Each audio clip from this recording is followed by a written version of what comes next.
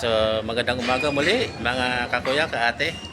Mayroon ba akong isang pinilit na altar server dito? Maiiyain po ito eh. Pero ito, kumapal na siguro ang mukha nito. So, papakilala ko po sa inyo, at si Kuya. Kuya, ano pangalan mo? I'm Brother Lon Angelo Rivera. Ilang taon ka na? 12 po. Matagal ka na ba sa paglilingkuran natin, sa simbahan? Ano pa po? Mag-1 year pa lang po. So, ano ba ang gusto mong maging pag laki-laki mo pa? Pari po. Wow! Makanda yan! Gustong gusto ko yan. Kasi, kaya lang, matanda na ako eh. Hindi na ako pwede. So yan, pwede mo bang anyayahan yung mga makakapanood sa atin? Bilang isang altar servant din, anyayahan mo sila. Load na po kayo.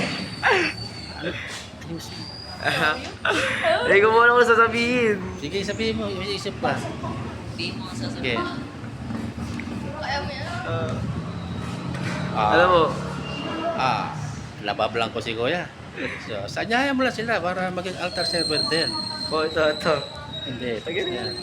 So, yun po, nahihiya pa si Kuya, ano. So, sa mga makapanood po nito, ay nawa po ay ma-inspire din kayo sa aming paglilingkuran.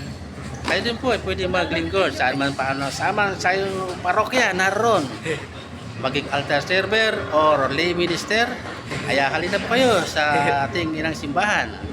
Mas maganda po rito, marami po tayong matututunan tungkol sa salita ng Diyos. Ito po ay huling biyahe natin, puntang langit. God bless!